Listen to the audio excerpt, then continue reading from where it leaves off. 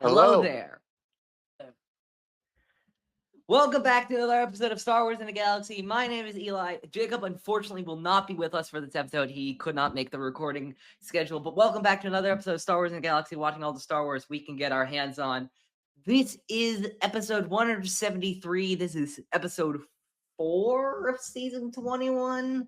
Honestly, I don't remember how many episodes it's been in the season. I'm going to say 4. We have 3 more episodes of Star Wars Rebels Season 1. We are cruising through this season, mostly because it is a half season. So it's 13 episodes. We're doing roughly 2 or 3 per episode. So we're going to have this, we're going to have the next one, and then after that will be our retrospective.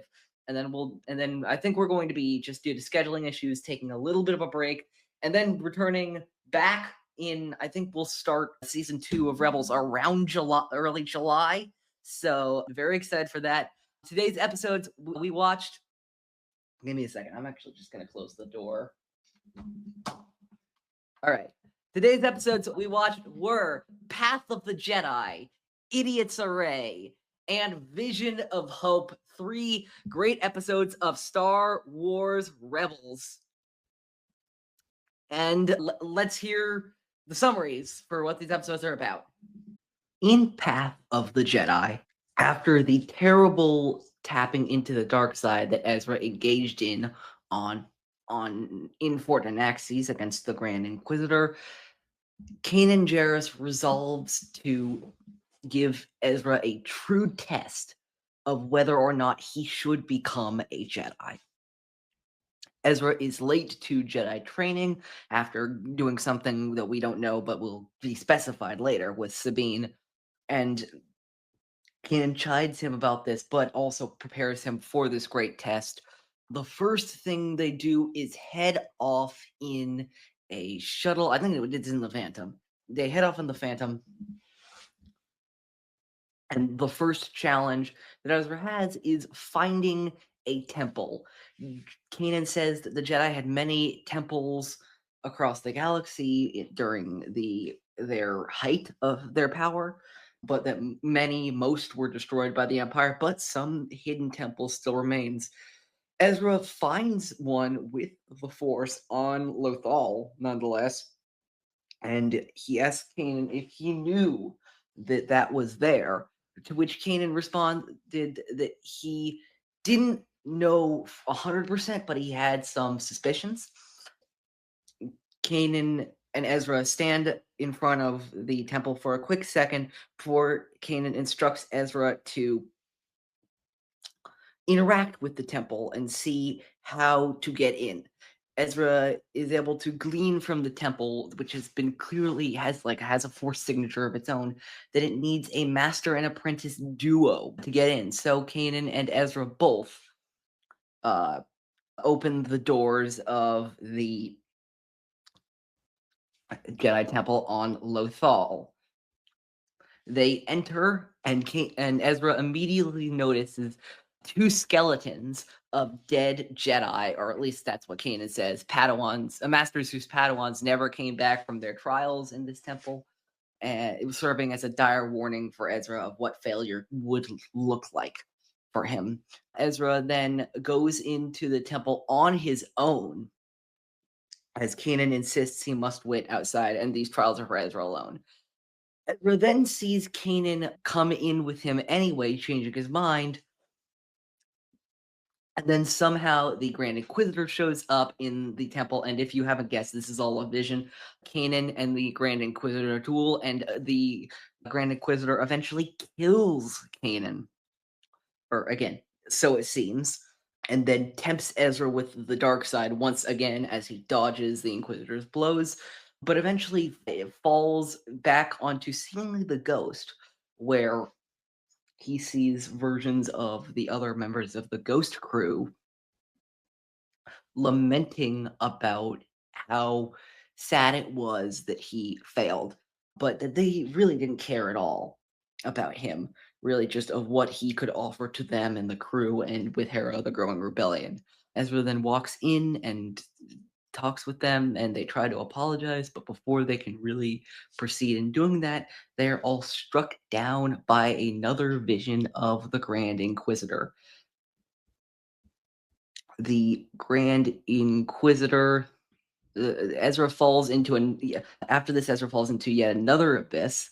After this, Ezra is transported yet again to another vision of the Jedi Temple, where the Inquisitor confronts him one more time about his true yearnings about being a Jedi, attempting to strike Ezra down, but Ezra, now more resolved in his stance and his feelings on what his destiny is, stands firm, and the swing indeed passes right through Ezra. Meanwhile, in the entrance of the temple, Kanan Jarrus hears a voice of his late of his once Jedi Master, Jedi Grandmaster of the Order, Yoda. Yoda speaks to Kanan about his insecurities about becoming a master. He also speaks to Ezra about his desires on why he wishes to become a Jedi. They both learn a lot from the Grand Master, who, although is not physically with them, is interacting with them, interacting with Kanan on Lothal, and interacting Kanan with Ezra in a space between spaces, you could say, a world between worlds. In this liminal space, Ezra is gifted his Kyber crystal, which is a big step in his Jedi training. Ezra and Kanan then head back to the Ghost as the temple sinks back down into Lothal, remaining hidden. Weeks later, Ezra finally builds his first lightsaber with a blue blade, but also a blaster attached to it so he could use it as a hybrid weapon. In Idiot's Array, the Ghost crew is running low on cash and fuel. The Ghost crew is running short on credits and fuel and basically everything. And so Zeb decides to enter in a game with a Rhodian named Soklo and a, as of now, hooded figure. Zeb running out of credits to bets Chopper, which is an outrageous move to Kanan, who is there, but Zeb shows him his cards and he has his full sabacc, and so there's literally no way he can beat that, right? Well, that mysterious stranger has the one hand that can beat it, the Idiot's Ray. The stranger then reveals himself as Chopper's new owner, Lando Calrissian.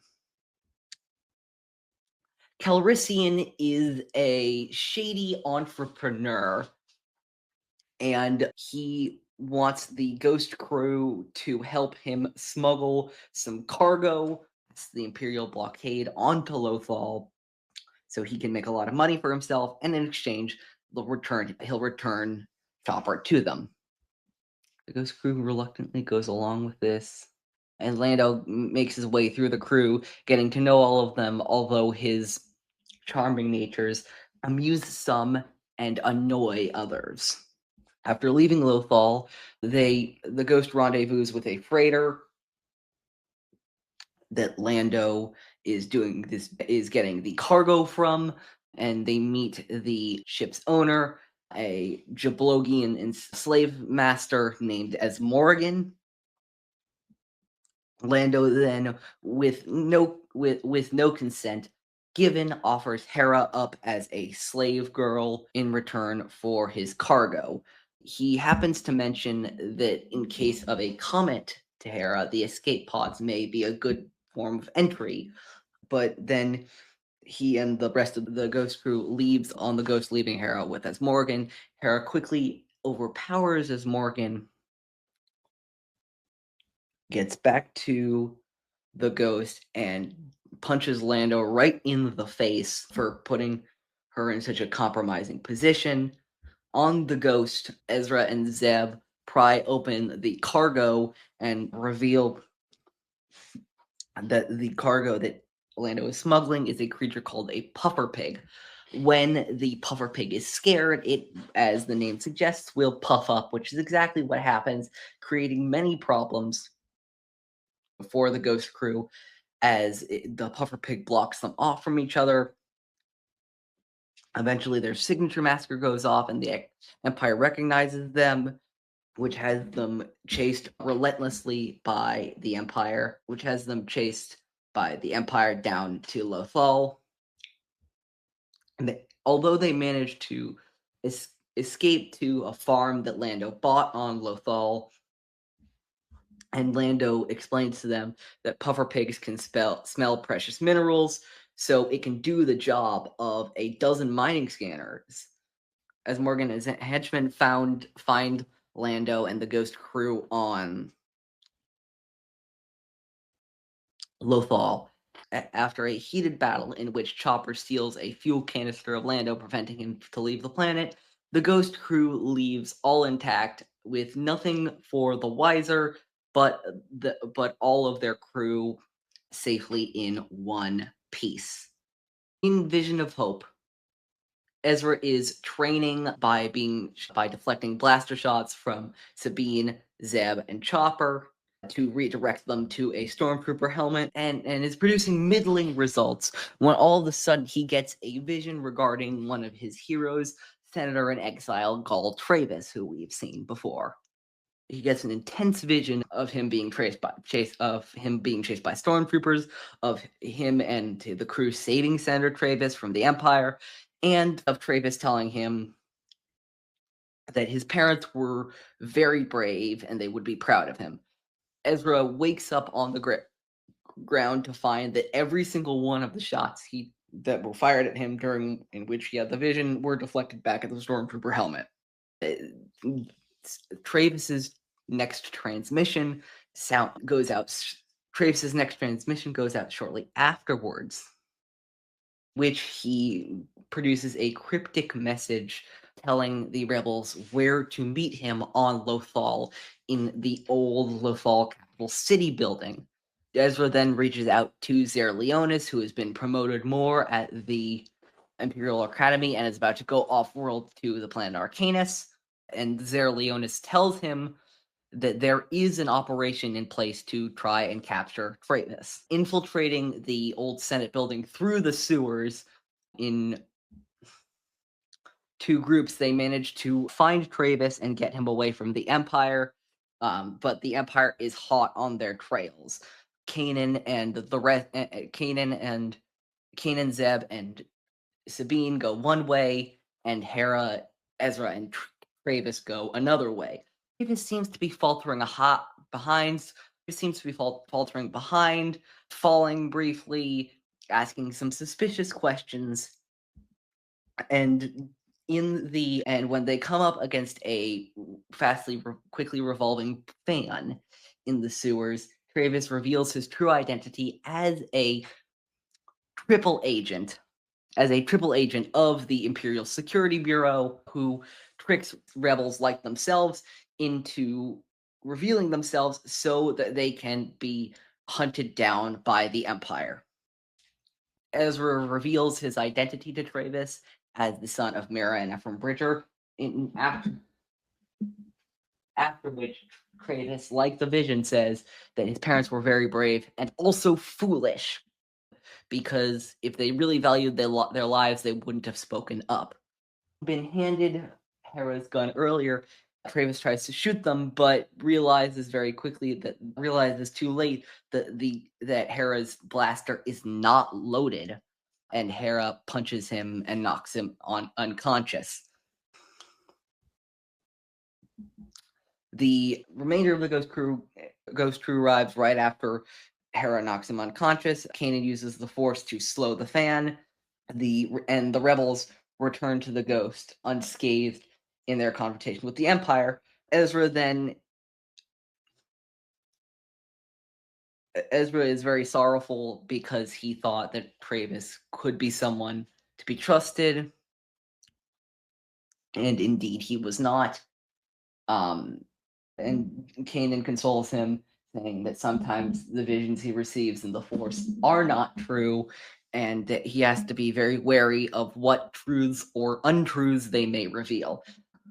Hera then comforts him by by saying the chance they have against the Empire is that they have hope. Hope that things will get better, and they will. All right. And without further ado, let's bring in I'm Not Alone. Luckily for this episode, I am joined by, now this is their third time on the show, and I can't thank them enough for coming back from the great Star Wars podcast, Father, Son, Galaxy. We have Keith and Kerwin here yet again to talk some Star Wars Rebels. How are you guys doing? Hey, thank you, Eli. Always a pleasure to be on your podcast. I can't wait to talk about Rebels.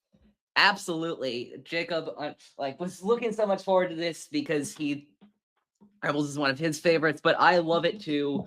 This episode, I don't know about both of you, but especially after we started this right after maybe 2 weeks after Andor season 2 wrapped. And just I love Andor as a show, but the bleakness of it, the depressingness of it, kind of sometimes, took a lot. And getting back to, I've described the show as sort of like a dyad relationship with Andor, where this is the more hopeful side, where this is the more fun side, where this is the more silly side, although, things are not silly for much longer, is just such a breath of fresh air for me right now. Yeah, exactly. Yeah, we were just talking about the first season of Rebels. We just, it's been a while since I've seen this series, and I had to go back and rewatch these episodes and refresh my memory. But season 1 was just so lighthearted, and just can't imagine, how it, eventually as the series goes on, it turns a bit darker. Yeah, it's And very lighthearted, except for that one scene where the two guys got executed. yeah, That was interesting. but you know what? That's what Star Wars is about. It's light and dark. Yeah. Light. Keith, were you talking about the Oresco and Grint soon getting killed by the Inquisitor? Of course. Yes. That is the next episode after this. I already watched it for our next episode as of this recording yesterday, and automatically I was like, oh my god, this show turns on a dime as soon as it's Tarkin arriving on Lothal is the big thing, but that's the thing that turns this show, and I'll talk about it next episode, I'm sure, really, really quickly, was Tarkin's here, he means business, no happy fun times anymore. Yes. But yeah, we have some more happy fun times, and Path of the Jedi is a little bit not like that, but Idiot's Array very much is. But let's get into Path of the Jedi. This is, I'm going to just spoil my opinion on this off the bat. This is one of my favorite episodes of this season. I'm going to have to see after Fire Across the Galaxy, but I think this might be my favorite single-length episode of this season. I love this episode for so many reasons. I don't know if you both have watched any of the Young Jedi Adventures, but they did an exact carbon copy of this episode for Kai in season 1. And I instantly clocked it, and I instantly realized, oh my god, this is going to be a great episode. Because it's just Kai doing his own vision journey. So I thought that was great. But yeah, go ahead. Oh, yeah, I was going to say, I'm always excited to see a Padawan training to become a Jedi. What their trials are, they have to get through, and how they get the Kyber crystal, and what type of lightsaber they're going to build. Yeah, that's exciting. We've seen that in the Clone Wars as well. I was thinking of season 5, episode 6, called The Gathering, where Ahsoka is escorting these Padawans to Elam for them to find their Kyber crystal and then eventually create their own lightsaber. So I like it when Star Wars recalls their past, Yeah, and absolutely. Yeah, and just seeing how Ezra actually receives his transition from Padawan to Jedi in training, it's always exciting to watch. Yeah, I think there's that great element. This is the main question of this episode, of course, is Ezra ready? Is Ezra ready to face the challenges that being a Jedi brings? And I like that you mentioned Ilum there, because obviously we saw this in Jedi Fallen Order. Jedi can't just go to Ilum anymore. The Empire's there. They've taken over completely. They can't just do that. So if Ezra were to get a lightsaber crystal, it would have to be by other means. And we see that in this episode, of course. One of the more mystical things in this episode. But yeah, we get a line instantly. I just have to reference because this is like, we talked about the fortune cookies for the Clone War when we were doing the Clone Wars. And so I'm going to like instinctually just take a minute to talk about the cuts to title because I love how Rebels does that. It's like the only animated Star Wars show. That's not true. Resistance does it. I said the only one was Resistance last time, but then I realized The Mandalorian and I pretty much all the live action shows except for Andor, I think, do it. So I'm a big fan of that. I like the setup, see what the episode's going to be about, more or less, and then cut to title, then go to the episode. Yes, I like a pre-title credits. Yeah. Yeah. Like and yes.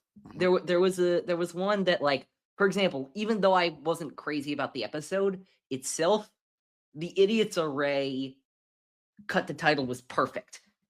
Like Lando comes into the light, we see it's Lando. Oh my god, it's Lando. Cut to title. Perfect.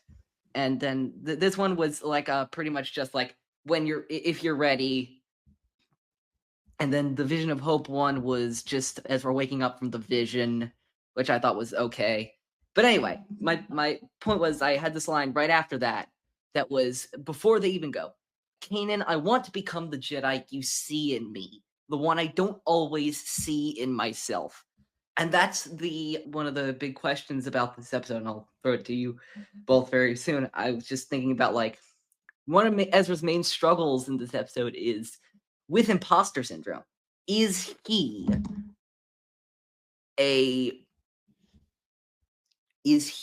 wow, I just completely lost my train of thought there. Is he worthy? There we go. Is he worthy of becoming a Jedi? Because there's an episode, I think actually this was in the next episode, but like Sabine even says, like, he's becoming a great rebel. We'll see him pal around with Hondo in future seasons. He would have made a decent pirate. Like, how do you both see Ezra, like, struggling with if he even should be a Jedi in this episode?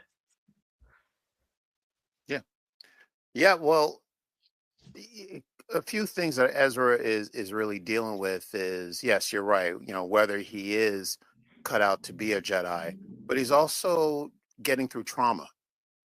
When we first met Ezra, we know that he is orphan, and he talks a lot about his parents. And if you know the story about his parents, they were also advocates for the rebellion, and they were, you can look at them like the pioneers of the age of the rebellion. And they have, unfortunately were arrested, and they died during a prison break. So he's trying to come to terms with not having a family until he met the Ghost Crew.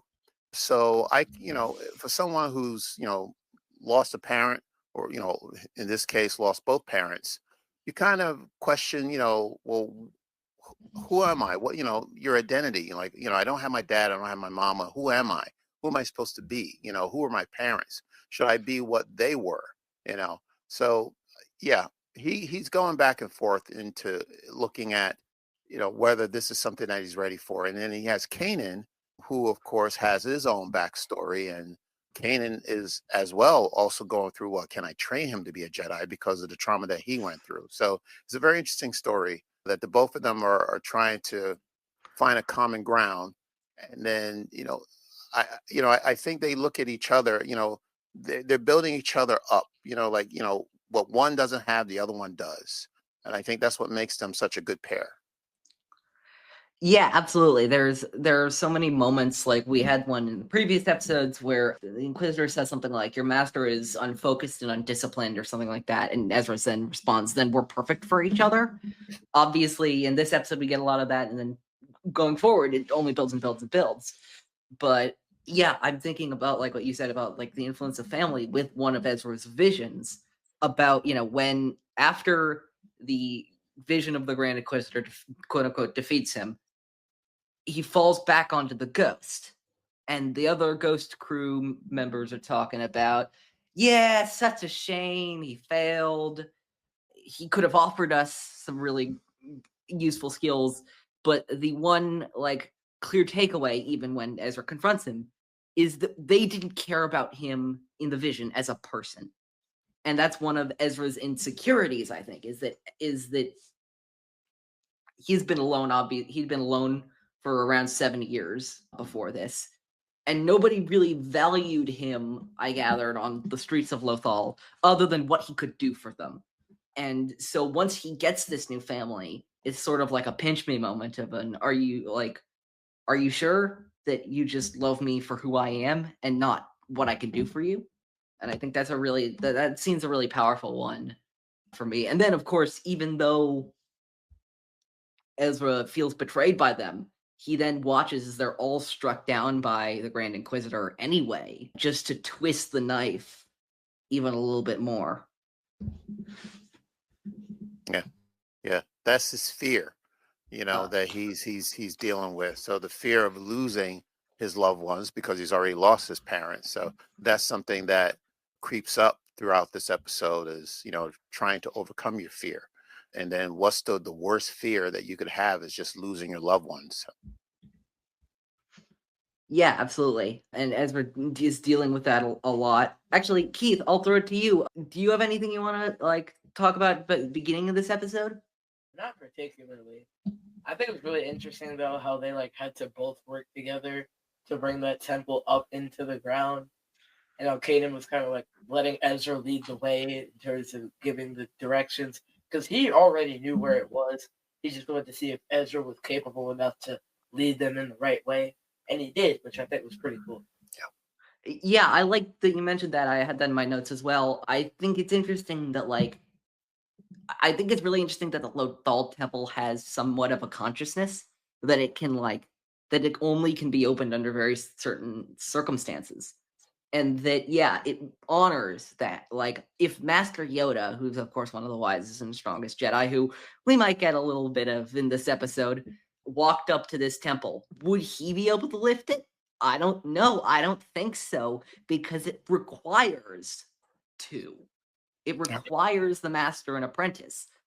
I was thinking about other outposts because this one obviously had existed during the time of the Old Republic, but had hidden itself sometime long ago probably because of War 66 and the Jedi Purge and stuff like that. But I was thinking of either from the High Republic or the one we saw on the Acolyte on Olega, where Torben is. I'm thinking what happened to that? What happens to those Jedi outposts if they're not destroyed?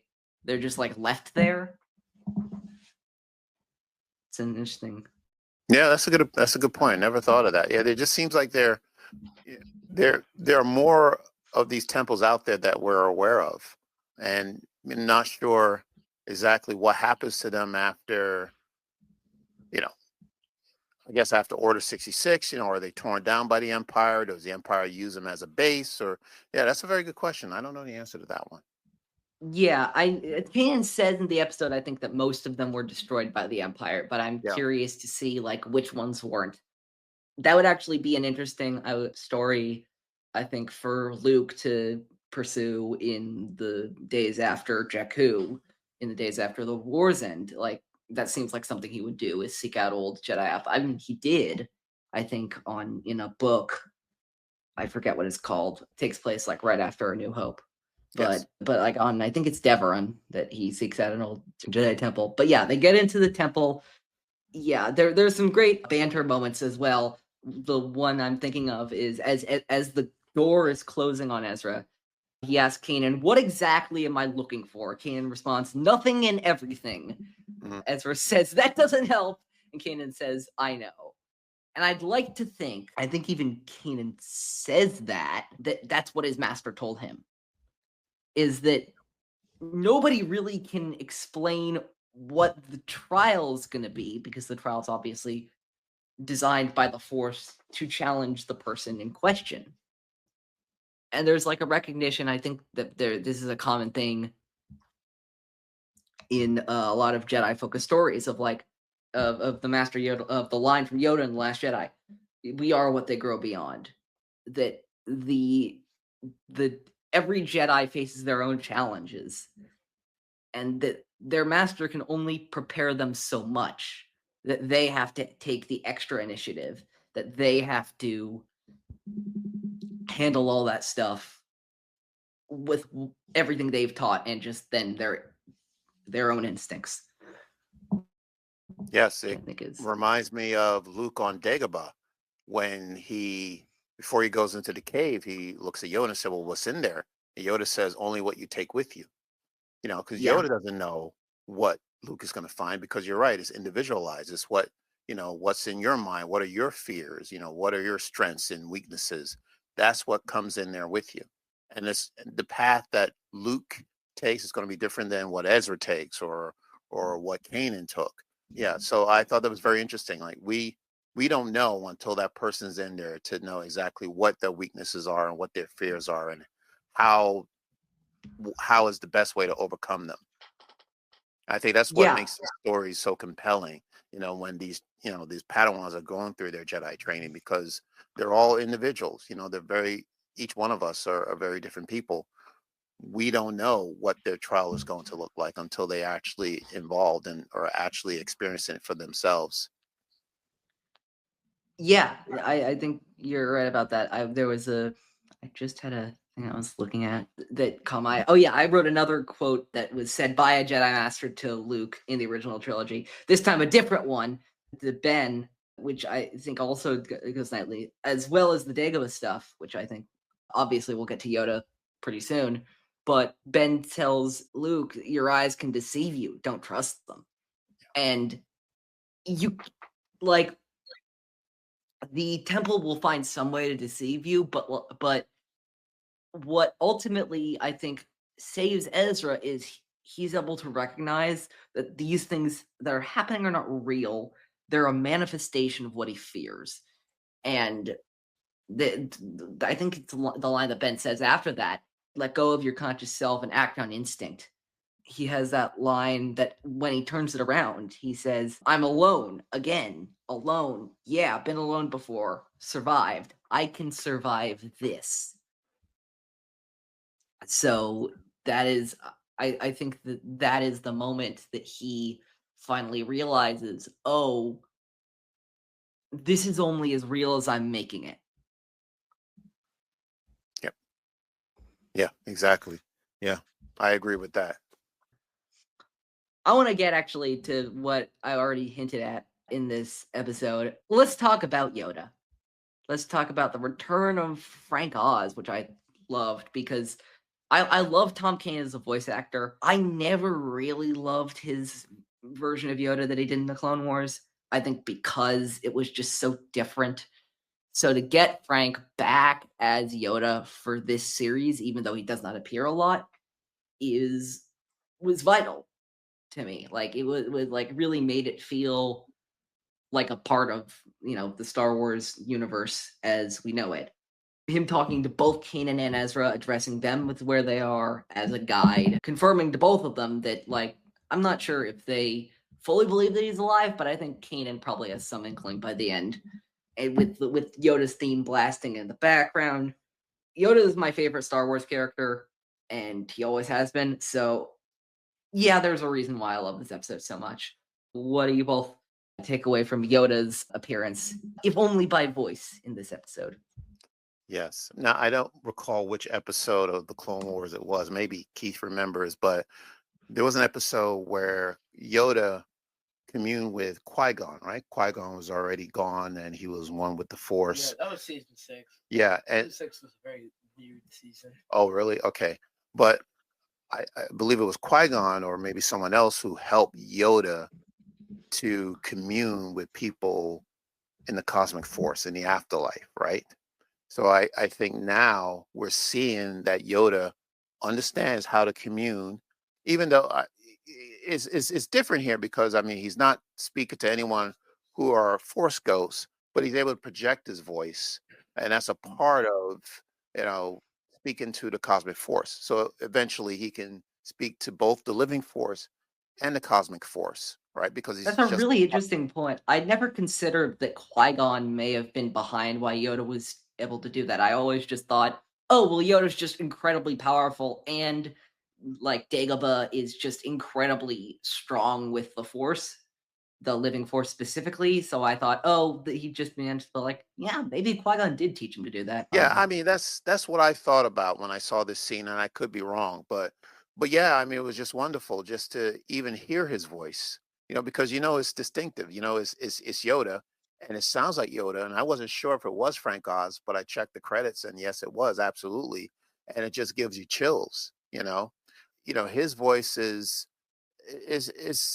is pretty much the same as someone else doing Darth Vader's voice if it's not James Earl Jones. Like it's never going to be James Earl Jones. It will never be Frank Oz. So when these actors are available, you take advantage of them and and put them in there, because it Yeah. just brings so much realism and authenticity to the scene. But yeah, it was just wonderful to just hear the wisdom, although short it might be and maybe a little confusing, that yes, which he gives to both Kanan and Ezra.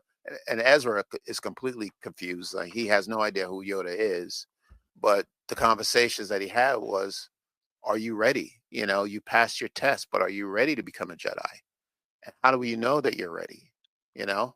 And then with Kanan, Kanan again is still going through, well, you know, he wasn't fully trained as a Jedi because he lost his master at a very young age. And, he has doubts on whether he is the best master for Ezra. And Yoda put calmed his fears and said, well, the reason why you're here, the reason why I'm here is because you're here. And I think that really put Kanan at ease. And he knew then, right, there's no one better who could train Ezra at this point. Yeah, a couple of things about that. First of all, the be not concerned with how. No, I'm here because you are here. I also thought that was a little like sneaky jab to like the trivia nerds out there who would be like, "Well, how is Yoda?" Okay, doesn't matter. Don't care. He's here. Deal with it. But I also think that the idea of like him being he's saying the things that they both need to hear, and specifically Kanan is as a mentor to Ezra. There's that line I have here. I lost my way for a long time. Now I have my chance to change this. That line, I think, and Yoda presses him on that. That line is to me about like, well, Kanan is thinking that him training Ezra is some sort of redemption for him for him like losing his way for a time, which it could be, but the reason he's training Ezra is not to do that. It's to train Ezra. The reason he's training Ezra is not so he can absolve himself. The reason he's training Ezra is because he sees potential in Ezra to be a great Jedi. And I think Yoda helps him realize that just like they reconciled together in Rise of the Old Masters after they faced the Inquisitor for the first time, they may not be the master and apprentice that each other wants, but they're the ones they have. And they're going to have to learn to work with each other and communicate with each other. Absolutely. Yeah. They are a different pair, and it's such a great story to tell because, if you ever been in a position where you're training someone else, let's say if you're brand new to the position and then, you know, within 2 months you're asked to train someone else, like, okay, well, I've only been here for 2 months. Why, how am I going to train this person? But you learn as you go along, right? You learn by doing, and it's also okay to tell the person that you're training that I don't know all the answers, but we'll find them together. And I think Yeah. that's the reason why they're such a great pair. And Kanan says something very, very similar to that. I don't remember when. It was one of the later seasons. I think season 3 maybe, that he says, yeah, like I've taught you everything I know. As for the answer to this, yeah, no clue, buddy. Yeah, yeah. And we'll see them grow as a master and apprentice pair. I will say, just jumping back a little bit to his Ezra's final confrontation with the Inquisitor. This has happened in a bunch of things. The one I'm thinking of right now is in Jedi Fallen Order. But the trope of a Jedi seeing their like worst fear about to strike them down with a lightsaber but then standing like resolved and the lightsaber passing through them is like one of my favorite Star Wars tropes of all time. I really love the visual imagery of like those lightsaber that can cut through anything, even though of course this lightsaber is not real, cuts through them and nothing happens. Another example, although a little bit different, is with Luke in Last Jedi, where Kylo sweeps the lightsaber, drags it through him, not a scratch. That's right. Yeah. The lightsaber is a weapon that we've been taught and trained over the near 50 years of Star Wars to believe that is near invincible. There's nothing or nearly nothing, Beskar or Cortosis, that can stop it. And when it is stopped because it's not real or what it's going through isn't real, is a really cool, mystical-esque moment. Yeah. That is a cool moment in The Last Jedi. Yeah. Yeah, I love that scene. I've never played Jedi Fallen Order, and I didn't know that something similar happened in the game, but that is very interesting. Yeah, I won't spoil too much, but it's Cal, who's the Ninja Jedi, dealing with his own trauma of surviving Order 66, is the angle for that. It takes place much closer to the Revenge of the Sith side, so it's him dealing with feeling like he failed his master. Got it. Because his master died and he survived. But yeah, and then of course we have the culmination of all of this. Ezra gets the crystal through what we now know is probably the world between worlds. We had no idea what to call that at the time, but that like starry space is probably a portion of the world between worlds, maybe. Who knows? I that's just me like trying to define things that maybe aren't defined, but like I think it would be maybe. Yeah, I never gave it thought. I mean, it's possible, but I just like how it happened. Like this, looking at the stars, and from the stars is this crystal. It's just the awe of it. I didn't really think too deeply into where it came from. And of course, when when it came out, we had no idea what the world between worlds was because it hadn't been introduced to us. So we all just said, "Oh, it's some weird force thing where the stars are lighting up," and it could be that. I might be overthinking it, but I just love the location of the world between worlds, so I was thinking of that. But yeah, no, you mentioned earlier, Kerwin, about seeing this in the gathering. I've seeing in my notes I wrote this was Ezra's gathering of sorts. Yeah. And at the end of the gathering, what do you get as your reward? The crystal. Yeah, and we have this great coda with the episode that jumps forward a few weeks later as Ezra finishes his lightsaber, which I remember. So Rebels released around the time that Jacob and I started to this season. That Jacob and I started to get into Star Wars and met each other.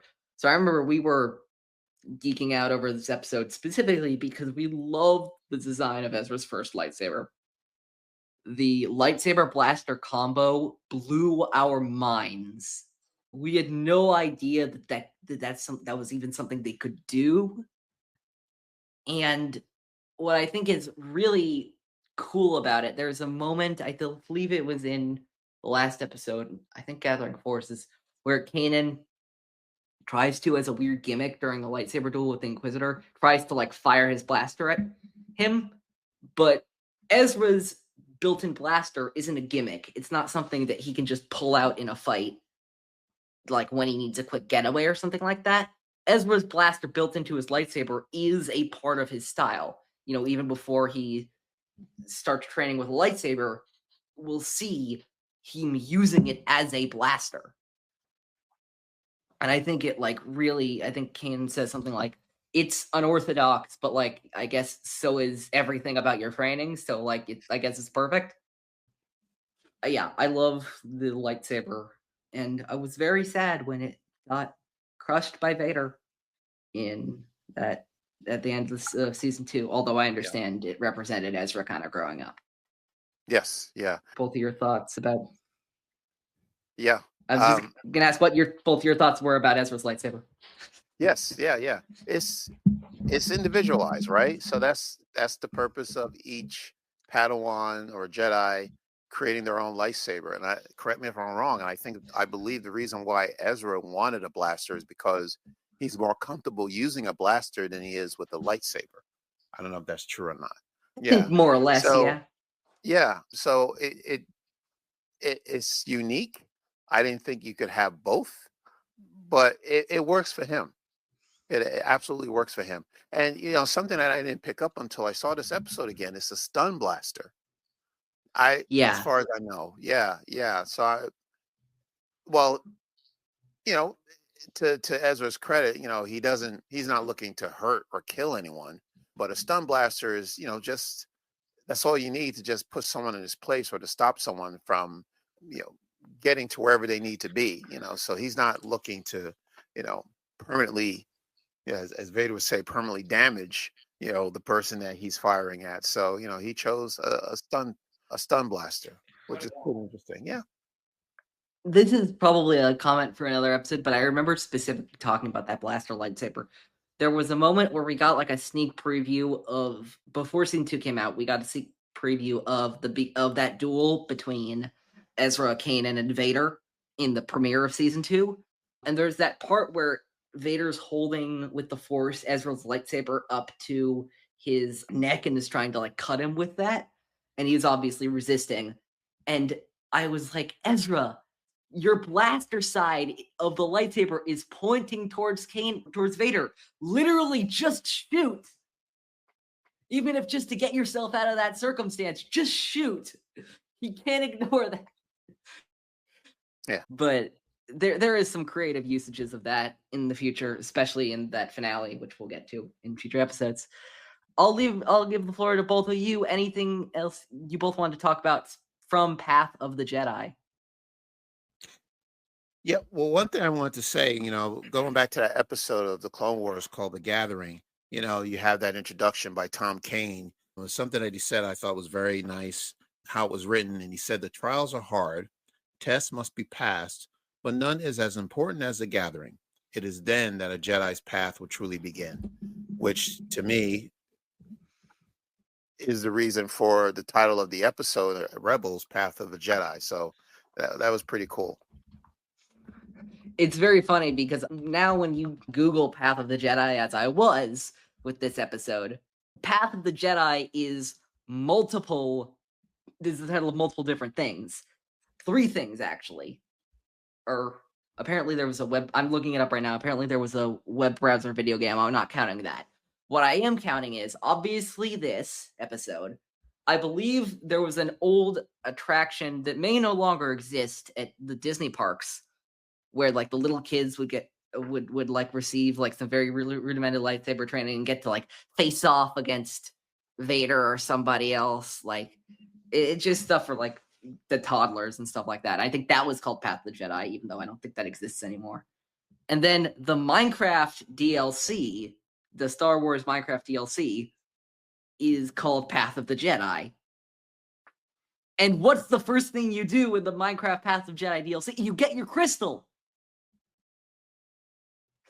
How about that? They figured this out to a T. But yeah, no, Path of the Jedi, yeah, this is the start. Like, I remember thinking, speaking of that episode, like, I remember seeing those younglings so excited, and we got the feeling everything they've done before is just warm up. Yeah. Like, it's just preparation for this. This is the ultimate, like, where Jedi training really starts. When you prove yourself really to yourself. Yeah. No, that's a great point, and I think I think that this episode works as a great like side by side with the Clone Wars and that thing. Yes, I agree. Yeah. Anything else for this episode? Should we move on to Idiot's Array? Yes, let's move on. Idiot's Array. We're back in Old Joe's bar, which I think I like. There are some things I thought we saw more in this season than we actually did. Old Joe's bar is very much one of them. Callus is another one. I thought we saw way like before I started watching this. I thought we saw way more Callus than we did. But yeah, this opening, what I love about this opening, I will say, is it's mundane. It's like nothing fancy is going on. The rebels are, kind of bummed out because they're short on cash. And all that's happening is a card game. No blaster fights, no lightsaber duels, no explosions. It's a card game. And then, of course, we have the full Savak matched by the Idiot's Array, which, now knowing Solo and what happens in that movie, you have to wonder. Zeb makes an offhand remark that Lando was cheating, and I just want to know if he has the card extender thingy still that he had in Solo, because that wouldn't rule out anything for me. But yeah, we get Lando Calrissian at his youngest at that point in Star Wars before Solo comes out, played by, of course, ironically, Billy D. Williams at his oldest. Yeah, no, we cut the title. I think we should just start by addressing the elephant in the room for this episode. What did you both think about Lando's return in this episode? I think it's pretty cool, yeah. Because I don't think Lando showed up in anything other than the original films at that point. So that was kind of like the first time seeing Lando anywhere other than Empire Strikes Back: Return of the Jedi. Yeah, good point. Yeah. And once again, to get the talent back. Yeah. Who sounds exactly the same now as he did 30, 40 years ago, so that's the crazy thing, especially there was the Forces of Destiny short that released around this time, maybe a few years later, where Luke was training with Yoda in the Forces of Destiny short, and they got Mark Hamill to do Luke's voice, but old Mark Hamill as young Luke. It didn't work. It didn't work at all. But Billy D, no matter his age, as Lando, no matter his age, will always work. I'm convinced of that. Yeah, exactly. It even worked in Lego. Yeah, exactly. I mean, the last Lego movie was Rebuild the Galaxy. I think was he in that? No, or was it the one before that where they were on the cruise ship? Oh. Yeah. I mean, he was at the end of Rebuild the Galaxy, and the only reason I remember that is because he was. They sends the Lando Lorian. Yes, after all of exactly. Them, which exactly. Yes. People forget about this, and I have to remind myself of this sometimes. That's the next piece of Star Wars we're getting this year. Yes, it is. Which is crazy to say out loud, but it is. Yeah. It's true. Yeah, the sequel to Rebuild the Galaxy. Yeah, and I believe he's in it. Because I recall him posting the teaser poster for the series. Yeah. So I'm looking forward to that. Yeah. I'm looking forward to that as well, and it makes sense because they left out the cliffhanger with the Lando Lorian, which that's my favorite thing about the Rebuild the Galaxy. It has such a Into the Spider-Verse feel about it, where it's just okay, let's throw anything at the wall. Let's do anything with these characters. Let's be as silly as we possibly can. Let's do Darth Jar Jar. Let's do it. But yeah, no, Lando. The way, I have to give them the writer of this episode, who I don't have pulled up right now.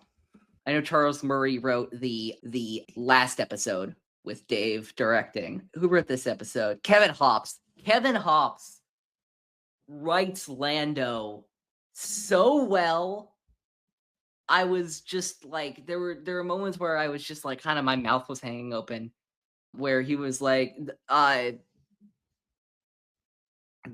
he said, "Smuggler, such a small word. I'm more of a galactic entrepreneur."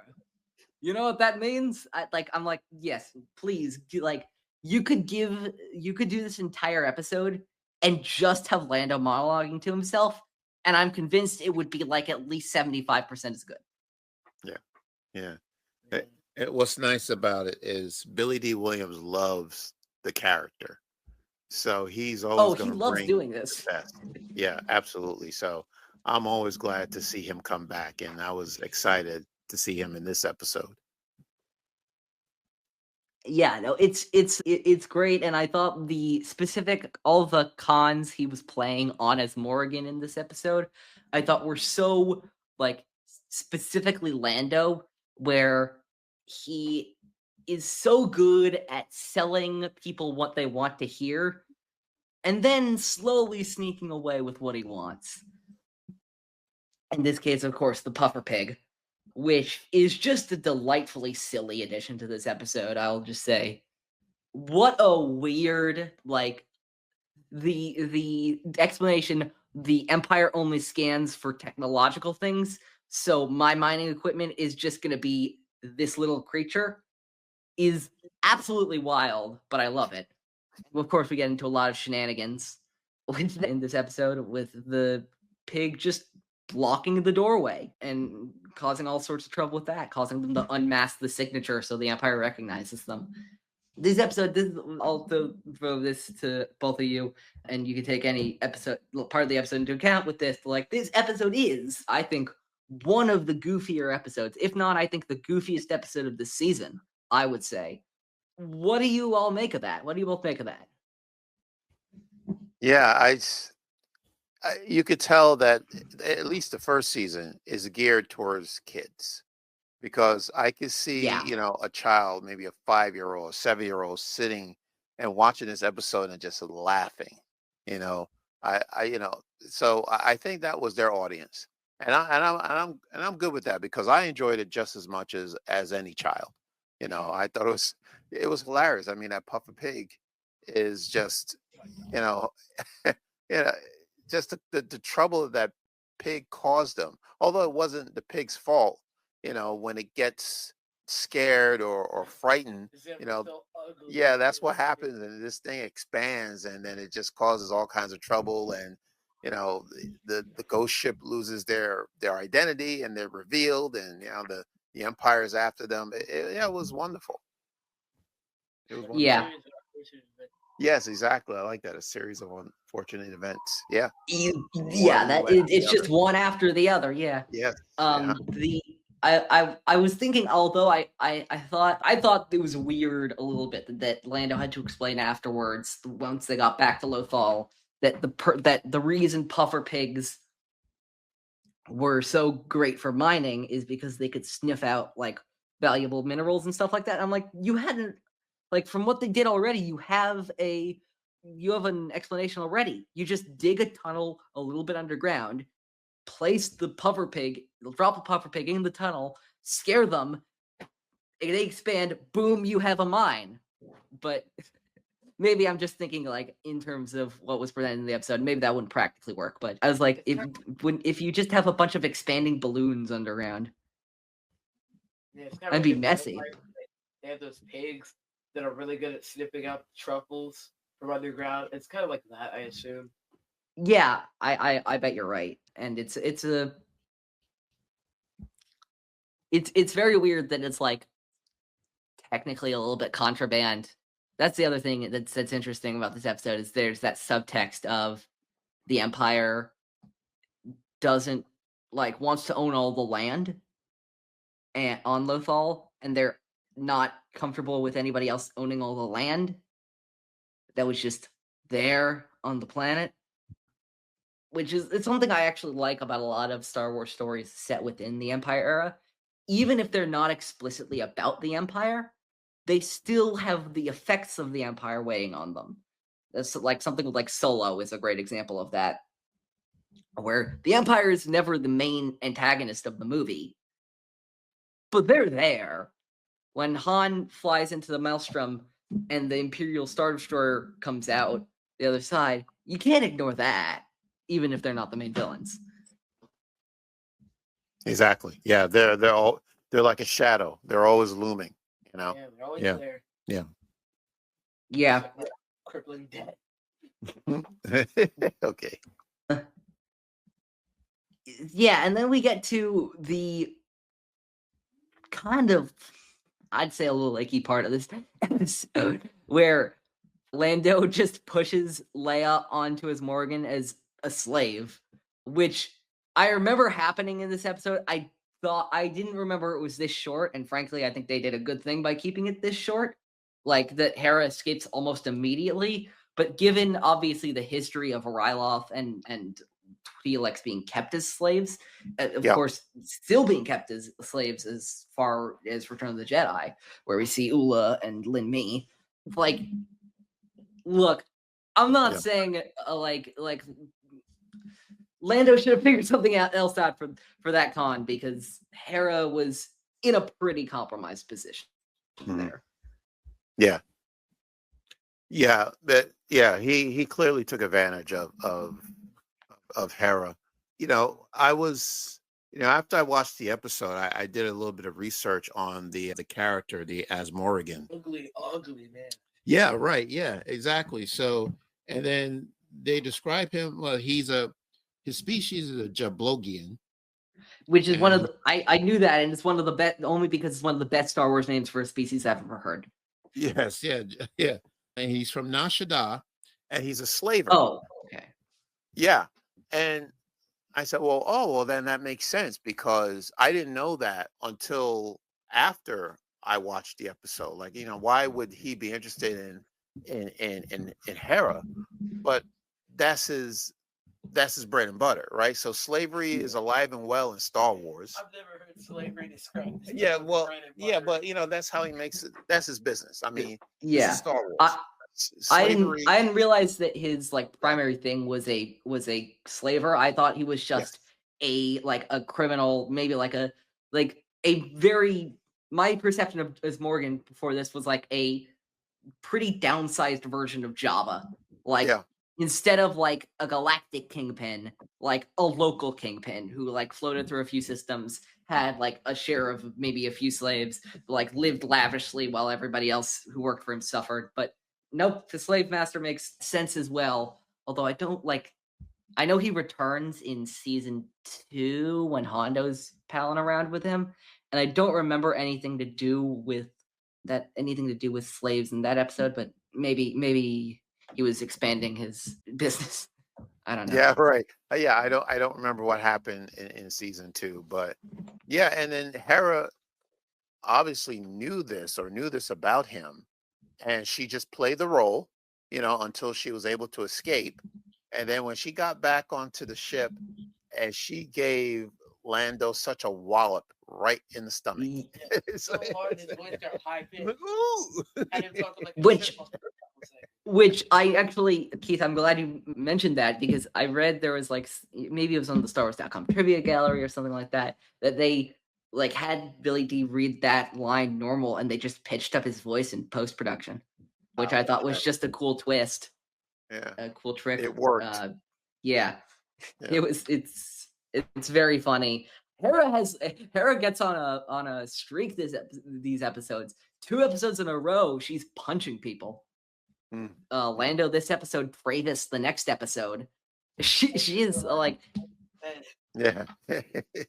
Anyone who crosses her or her family, absolutely, they have to deal with the mom of the crew. And I've said already during our previous coverage of the season that the number one thing that I'm we always do a question in our retrospectives, what the coolest thing you noticed from the rewatch, and mine, hands down, this season is I forgot how much I love Hera Syndulla as a character.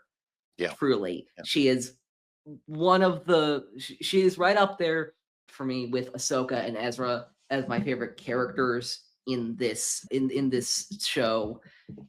She just never has a bad moment. She's always just on being there for those in the crew who need her, and I think she's awesome. Yeah, and a part of what makes her such a great character is the voice acting. I love Vanessa Marshall's voice, and she's incredible. She's wonderful, and it's a cross between motherly and just your best friend who will stand up for you type of thing. Yeah. And she's very confident in who she is.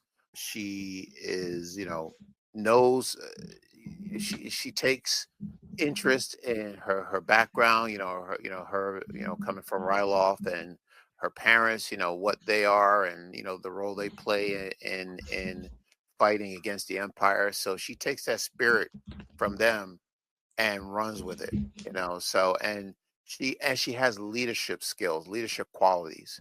So I would absolutely would love, to have a leader like Hera. And I believe her and I trust her because she's caring and she's intelligent and she knows how to, defend herself in battle. So that's definitely somebody I Yeah. like to follow. Yeah. Jacob and I have talked about in previous episodes, in the world of very imperfect rebel leaders in Andor, like your Saws and your Luthens and all that kind of stuff. It led me to ask the question, like, who's the best rebel leader, like, at this time before Leia's fully comes into her own and stuff like that? And I would put my chips pretty heavily on Hera. I would count Hera as among them pretty safely. And I was thinking about how great Vanessa Marshall is as Hera in the show, and it was making me, and I remember how nervous it would make me think about how nervous I was about Mary Elizabeth Winstead in Ahsoka. But she worked for me. She worked very well for me. All the recasts in Ahsoka worked very well for me. I wanted to check because I knew she'd been casting director for most of the new shows, but Sarah Hallie Finn, who is best known probably as the casting director for most of the MCU. Yeah. Look at the great work she's done there and look at the great work she's done here.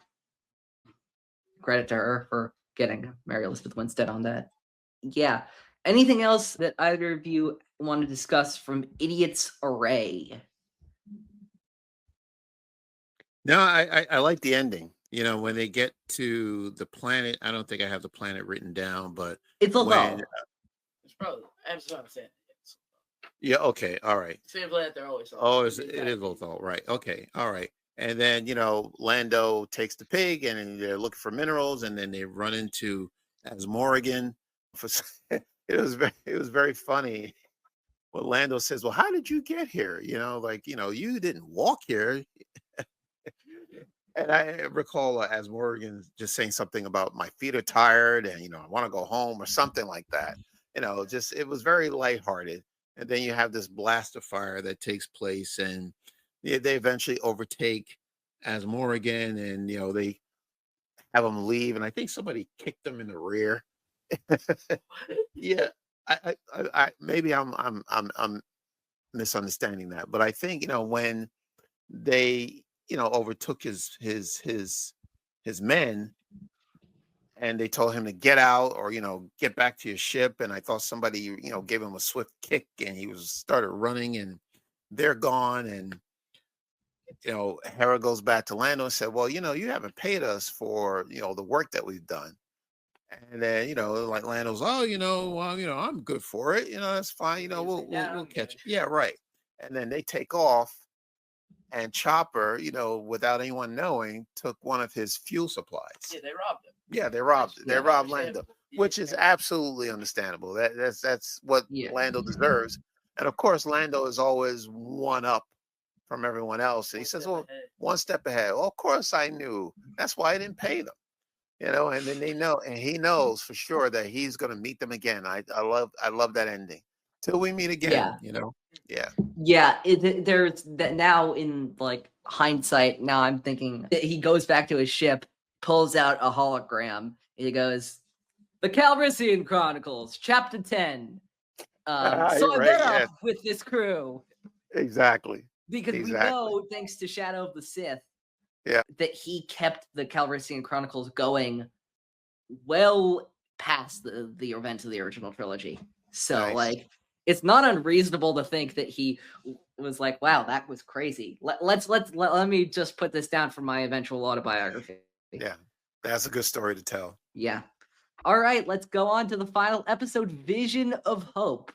Yeah. Immediately, we open on training with Ezra and Sabine, Chopper, and Zeb firing on him in a circle, which, God, I can't place ever seeing that before. This was after this, but I obviously flashed to that Tales of the Jedi short with Ahsoka, with all the clones firing at her, all standing in a circle. It seems like they like that motif in the animation department. But yeah, and then we get this vision. And you both know, everybody knows, in Star Wars, we have a very clear track record with Star Wars, with Force visions, which is that they often portray some version of the truth, but maybe not the one that actually has occurred or is going to occur. I'm thinking of like the visions of that Luke has of Han and Leia suffering were true, but there was more to the story because it was a trap set by Vader to have Luke come there. I'm thinking of the vision that Kylo Ren has about Rey in the sequel trilogy, and when he says in The Last Jedi, your parents were nobodies, they were nothing, which was technically true, but it was just an incomplete version of that vision. Obviously, the quote I'm going to reference quite a bit in this episode is the infamous, so what Ezra saw in the vision was true from a certain point of view. Agree. Yeah. He saw the future. Yeah, but it wasn't a very clear vision. But yes, you're right. But he saw something that interested him. Yeah, and Kanan says this, which is that the Force can show you glimpses of what can or did happen. Like accuracy may vary, but there's also, we learn, and I need to read this book, but I've heard this anecdote. I think it was in a Star Wars Explained video or something like that, which is that another Jedi who had visions long ago, a lot of visions long ago, in the time of the Galactic Republic, Sifo Dyas, who would eventually, of course, order the Clone Army. Yep. And this was, I think, in the Dooku Jedi Lost audio drama, where he had a vision of a massive natural disaster happening on a planet, and he told the Jedi Council, hey, this giant natural disaster is about to wreak havoc on this planet. And the Jedi Council is like, well, you think that that's going to happen, but we don't know about the accuracy of visions, so we're not going to do anything. And then the natural disaster happened, and Sifo Dyas just looks at the council and goes, so I told you about that. What did you think was good? Like, I told you about that. And I think that it's tricky. Obviously, the Force is as a collection of the life forces of everybody in the galaxy, of everything in the galaxy. It's tricky to figure out when to not take it seriously in Star Wars. And Ezra has that struggle here. And like in The Last Jedi, like in so many other Star Wars things, he had all the things that happen in his vision happen in this episode, but all of them are not in the context that he thinks. All of them are missing something.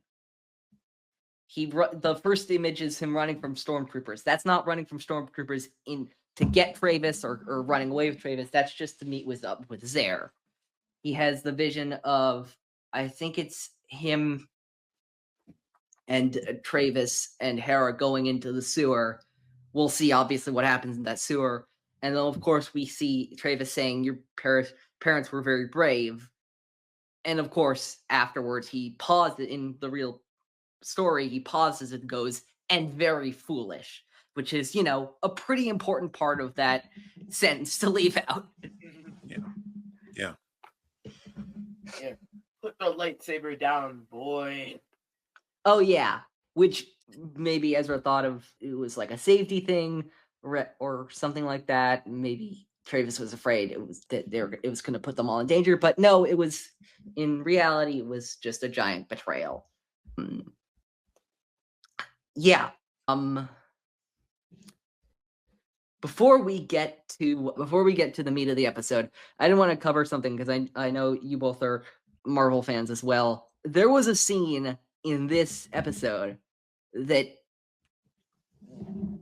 was almost in terms of the dialogue was almost identical to a scene from Spider-Man Far From Home, that I had to pause for a second and be like, wait, did they just do Far From Home before Far From Home?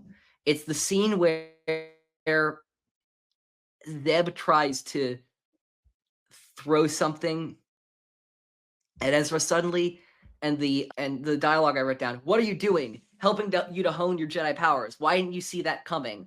Doesn't work that way.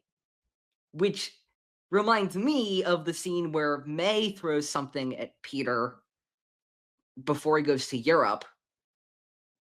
And she says, well, wouldn't your Peter tingle catch that?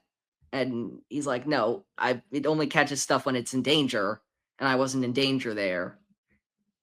And I don't know, that scene reminded me of a lot of the Spider-Man scene. So I was wondering if either of you caught that. I did not. But Keith knows the scene. That is one of his favorite. I think that is your favorite Marvel film, isn't it? Yeah. Yes. Yeah. Far From Home. It's a good one. I love Mysterio. I love that character. But yeah, that was just something I wanted to bring up because I felt like I was having deja vu in that moment. Yeah. So the main, as you know, Yoda was the main part of Path of the Jedi, and Lando was the main part of Vision of Idiot's Array. The main character that I think will probably take a lot of the discussion of this episode is Gall Travyis, played by the great Brent Spiner, who was Data in Star Trek Next Generation, among other things, which I haven't seen TNG, so I had to look up. I knew he was famous for something in Star Trek, so we'd heard his voice before. We heard his voice. Obviously, he gave the rebels the faulty intel that led them to be in a trap by the Inquisitor. We heard him for other stuff. And he was a traitor. After all of this time, he was an Imperial triple agent, acting as a rebel only to lure other rebel cells to their doom. Yeah. Did a very poor job of that, by the way. I mean, we don't know how many, to be fair, we don't know how many rebel cells he did this to before this. So he could have been doing a great job. We just don't know. I don't know. It's like with Thanos, how out of 14 million possibilities where he wins, the only one they show the MCU is where he loses. Like, kind of like that. Maybe he's actually really good at luring rebels, and they just show the one time that he was off his game. That makes complete sense. And then, of course, the Empire spins it like they spin it. I was just thinking about like how wild it would have been to see Gall Travyis in Andor. They did a character that was weird, like that was more obscure from Rebels in Andor. I was like shocked when I saw Erskine, Mon's aide, in there, who appears in 2 episodes of Rebels. I was shocked when I saw that. I never thought in a million years, but Travyis actually seems very much in line with a lot of Imperial characters, not just from Andor, but that we've seen in general. Very aristocratic, very arrogant, very sure of himself. There's I don't know. There was always an air of him even before this that like he was a bit sketchy. Even before this, there was something off about him.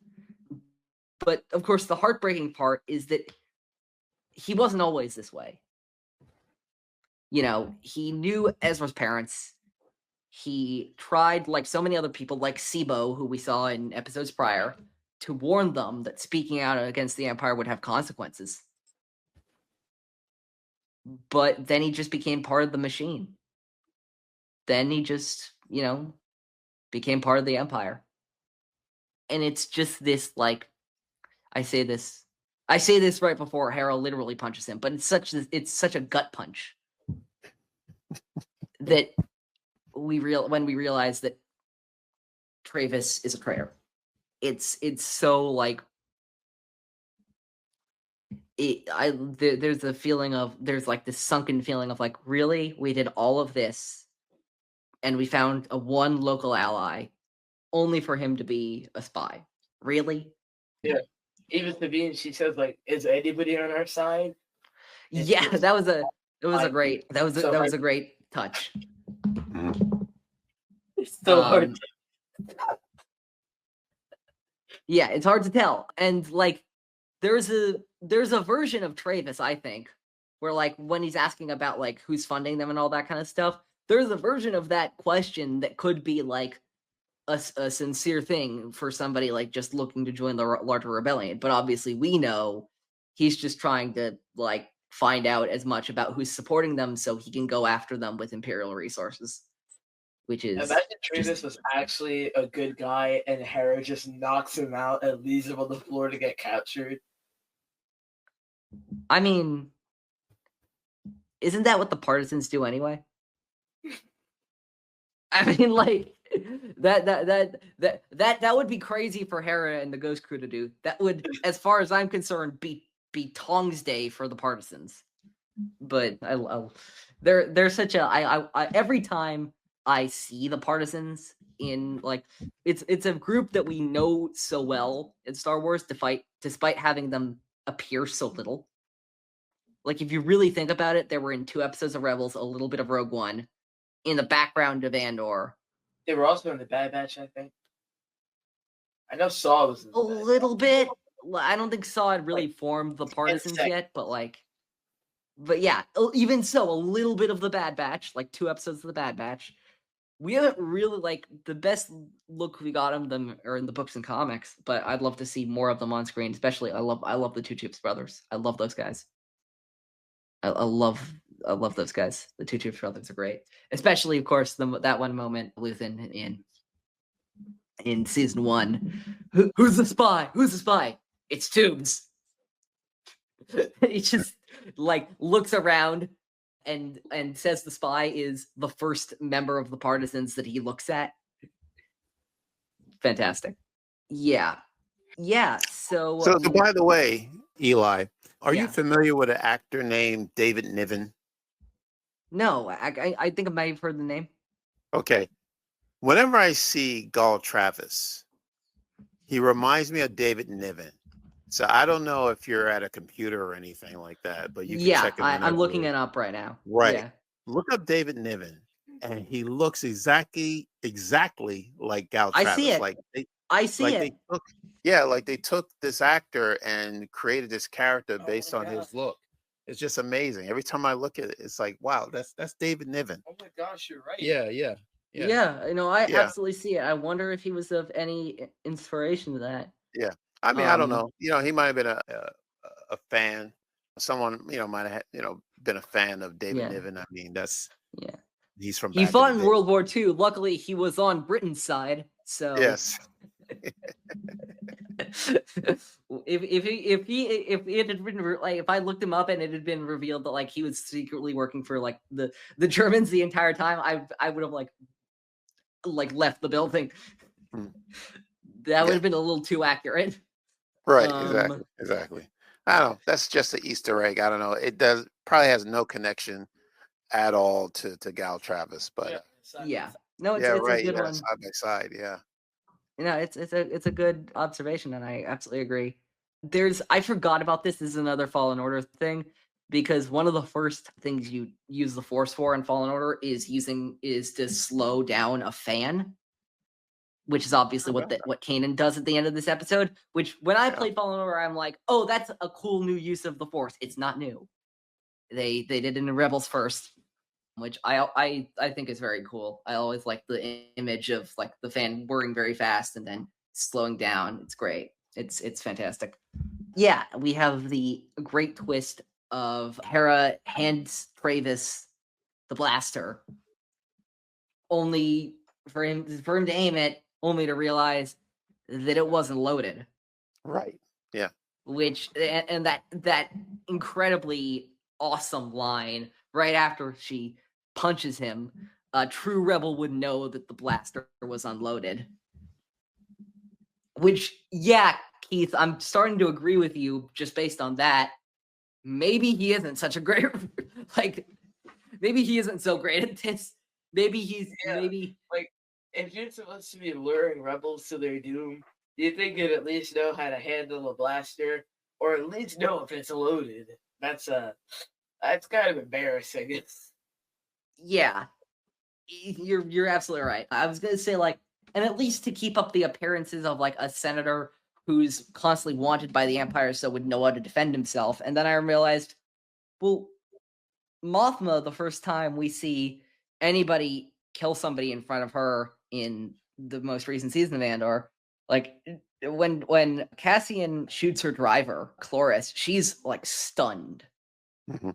And so maybe that's not that maybe that wasn't as much of a giveaway as I thought it would be. Yeah. We get the start. I want to also mention this. We get the start very, very briefly. We get the start of maybe one of the greatest subplots of the show, in my opinion. Chopper and his absolute reign of terror over the galaxy. And I mean this. Chopper, as we know, has killed a lot of people by the end of the show. Like, way more than an astromech droid should realistically have killed. And every time we saw Chopper in episodes prior, I'm like, okay, when's he gonna start becoming a war criminal? When are we gonna, like, if that droid's gonna be as annoying as he is, at least he can start murdering some Imperials. We get a very brief start to this. He doesn't kill any Imperials. He just short circuits a droid and does the infamous, often memed, like a version of the infamous, often memed scene from 300, the This Is Sparta scene, where he knocks the droid down into the pit, which I was very pleased with. But no, Chopper's a menace. What I love about the fact that Chopper's the menace is, I don't know if I'm having, you both, were you in Japan? No, no, we were Okay, yeah. not. Yeah, no, I wasn't either, but I was $30,000. No, again, most people I know couldn't make it. I was very much included. I was just wondering because there was I'm not sure if either of you saw this interview. There was an interview with Dave Filoni where he was talking about stuff for Ahsoka season 2. This was after the panel. He was saying, and yes, there will be more Chopper. I don't understand why you all love this guy so much, but yes, we're including more of him. And I'm like, dude, you voice him. That's you. Yeah. Whenever we're like more Chopper, that is literally you. Yeah. And I find it hilarious that even the voice actor of Chopper is tired of Chopper by this point. Chopper's an absolute menace. Yeah. Love that guy. Yeah, so that's all I have, all the major stuff in this episode. Oh, actually, I have one more thing, but I'll save that. I'll open the floor up to both of you. Anything from Vision of Hope that you want to talk about? Yeah, a couple of things for me. It was good to see Zare Leonis again. Yes. Zare is a pretty cool character. I like that episode when they first met. Breaking Ranks is great. Yeah, I love it. Right. And Ezra infiltrates the Imperial cadet team, and he's Dev Morgan. Yeah, and he doesn't get time to reveal it to his real name to Zare in this episode, which I thought, which was a moment I forgot about. Yeah, exactly. Yeah, and just like the Zare story where he's actually there looking for his sisters, so that was pretty cool to see him again. Agent Callus, very cool character. Yeah, we're just scratching the surface with Callus. Yeah. So it's good to see him in this episode as well. Yeah, and then and Travis, he's you're right. He's a spy, double spy, but yeah, he got what he deserved at the end. And he did. It was heartbreaking that Ezra put so much trust in this man because he knew Ezra's parents, and he thought all this time that Travis and his parents were working together when that was not really the case. So as far as we know, when he finally received, the truth, it broke Ezra, Yeah, and as far as we know, or as far as he knew at that point, Travis was the last living link to his parents. Yeah. We'll see more later with Ryder Azadi, but he doesn't know that yet. So he just found out the last person alive who was really that close to his parents betrayed them anyway. Just like Sibo did. Except for this guy's even worse because he didn't regret it. Yeah. I'm pretty sure Ryder's kind of like a traitor by season 4. So I'm pretty sure he did actually work with the Empire at some point. It's very interesting that he's still governor by the time Ahsoka comes out. I think maybe I don't think Ryder was a traitor. I think maybe what I think, Keith, maybe what you're thinking about is in the second to last episode of Rebels, or maybe the last episode, they do a gambit where Ryder pretends to defect to the Empire as like a distraction to lure Governor Price into a trap. Yeah, that's a good point. Yeah, I think that's what happened. Yeah, it's kind of funny that Governor Price is mentioned in season 1 and it doesn't show up till the third one. Yeah. Governor We Price, had this another discussion great in a character. previous episode. I was looking up because I was like, surely there must have been like a behind the scenes reason that Governor Price wasn't brought in till season 3, and she was just mentioned all the time in the first 2 seasons. And there was not a behind the scenes reason. There was no behind the scenes reason mentioned. It was literally just they didn't bring her in. Obviously, the in-universe explanation is because she was busy being trained to be a governor, as we find out in the Thrawn book by Timothy Zahn, which is great. I love that book. But I was convinced, they had troubles with her animation model, or they couldn't find the right voice actress or something like that. Nope. They just didn't use her until season 3. Yeah. And then the final thing I have with this episode, which is maybe one of my favorite ending scenes of a Star Wars Rebels episode, I think, ever. I wanted to believe in Travis as much as you did. Yeah, what's wrong with us? We have hope. Hope that things can get better. And they will. Which is just such a fantastic ending to this episode, and such a great representation of Hera and the Ghost Crew in general. I've been making comparisons through this season so far between Hera Syndulla and Luthen Rael, specifically in one of the previous episodes where Hera was keeping a lot of information from Sabine, much like Luthen would. But in this episode, we have the clearest distinction. We have hope that things can get better, and they will, versus, of course, Luthen's "I burn my decency for a sunrise I know I'll never see." Yeah. Hera, I'll start with Luthen, is convinced, very rightly so, that the Empire is the poison on the galaxy. But he doesn't see a future after the Empire where he's alive. That's true. Hera needs there to be a future after the Empire, and so she fights for it. Mm-hmm. And I think that there's in previous episodes, I've been pretty critical of Luthen just because of his manipulative ways. Obviously, we see this a lot in Andor Season 2, where Cassian and Wilman Pack and Bix basically leave his employ by the beginning of Arc 3 because they're just fed up with him not telling them anything and him just telling them, okay, go kill this person. For what? Why would you expect me to tell you that? Because I'm a person working for you? But that's also what I love about this episode, tying back into the we have hope that things can get better, is that it's foreshadowing in a very subtle way the next few seasons of the show. As our universe gets expanded, which I think season 2 does one of the best versions of that in Star Wars, as they gather more allies, Ahsoka and Rex and Ketsu, and I'm trying to think of other ones, Hondo, and people like Fen Rao. There are those people out there, and they have to trust that they will find them. But that trust is hard. I was thinking about another quote about hope, obviously, from Last Jedi again. Hope is like the sun. If you only believe in it when you see it, you'll never make it through the night. And so where they are right now requires a lot of faith, requires a lot of hope, requires a lot of trust that things will get better. But here's Hera saying, and they will. Yeah, that's classic Star Wars for you. Hope. Hope is very important. Hope is what gets you through. Actually, I think there's a line in the Shawshank Redemption about hope that says that was said by Morgan Freeman. I don't know the exact line, but when I heard the word hope,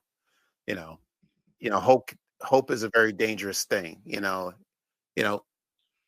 If you don't have hope, then you have nothing. And that this is not going to end well. There's no way out. But with Star Wars, when you say hope, you really believe the people who believe that there is an answer and that we are going to overcome, and that, there will be freedom, the freedom that we're looking for, the freedom that we deserve.